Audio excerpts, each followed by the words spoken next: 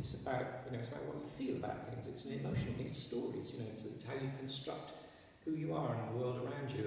And that's why I love Berger, because it's so intensely personal and beautiful. I mean, the thing about Berger is, the way he just writes so beautifully. I mean, it's just beautifully written and passionate and lovely and wonderful. And that's how history should be. All this bloody stuff on the television. I can't do it. There we are. I actually think Jill is her best novel in lots of ways. The Rebecca writer is the most important, I think, for Wales, but Jill is her most experimental, where she does start to break out of the Victorian, triple-decker novels. Unigolyn and Gweld. Dwi am yn wneud yn oedd ar y broblem, profi geirwyred barfod, sef gofyn i wraig Graham ac i alaw i ferch. Ydy'r gerdd yn wir amdano fe? Ie. Bendigedig, wedi profi. Oh, I've had an absolutely fantastic day. We went to see Daniel Morden, the storyteller and children's author, down in the summer house, and he was just absolutely fantastic. I've been a fan of his work for a long time. My little girl's got lots of his books, and seeing him in action was just superb. I had been a storyteller for some years, and I found the stories and I began to tell them again. And as a result of telling the stories, I wrote this book, Dark Tales from the Woods. And it's very like Grimm. Each story has moments of beauty and moments of horror. The pathway was clear. She could smell the damp ground where her feet disturbed leaves that had fallen to earth. The trees made a tunnel to show Evie the way. There she is. And there's small creatures moving. It is lovely to do this in a wooded place. I sometimes think if you make a decision to read historical fiction, the emphasis is on the fiction. That's my true belief, really. And That's a very good get at if you really want to learn about the ins and outs of maritime, pilchard cultivation, don't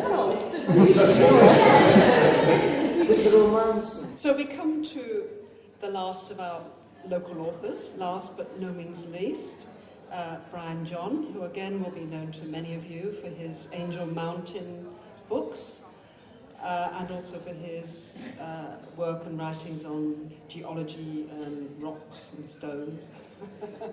and had the first festival then 3 years ago, so this is the third running now. Every year we learn more about what we should and shouldn't do, and every year I hope we get more efficient and we get more people in through the door. And our plan originally was to, maybe over a period of 4 years, create something that would be permanent, a permanent part of the local cultural scene. And we think we're almost there. Back of my neck picks up its prey, leaps the log and disappears back into the mist. To see what you have come to see sometimes is to be blessed. I have to confess, it's a very sad confession this, but I'd never heard of Pembrokeshire, this particular festival, before Derek Webb contacted me and said, would you please come and do an event? And I'm thrilled to be here, and the atmosphere of this small festival I think is really one of the most exciting and one of the most pleasurable events that I've been to in Britain. So I have to say thank you very much to you for having me here, and I've enjoyed it hugely. To bear on them, because what I would say is the evidence is always there, but the conclusions aren't always there, because science moves on. And I can remember as a young fresh-faced detective where DNA was something you read in a book. It was a science which would never be bring to bear, whereas now it is now developed so much that the minutest sort of piece of contact evidence can identify offenders. So from that then, I agreed with Jonathan that Jonathan. So clever with TV. If the camera shows us something, we know what it's saying. If the camera shows us a particular angle, we know what it's saying. And I think I'd absorbed all that without even knowing it, and so TV for me was the obvious way. So in a way, you absorbed it, so you kind of came to it and you understood it because you watched so much. And I think too, because I'm not arty-farty and I'm not academic, and I just, sounds awfully pretentious, but I'm of the people, I'm in the people, I'm still in the people, I'm not up there with the BBC and ITV and all the rest of it. I sort of knew the stories that people wanted to hear. But I'm not that working class, I'm not Alan Bleasdale.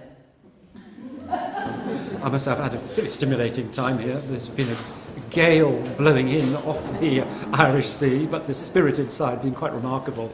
The mixture of writers, readers, publishers, and I think it's one more tribute to the fact that the glory of the artistic scene in Wales is not that it's all directed from the Arts Council of Wales, but there are 1,000 independent flowers all growing.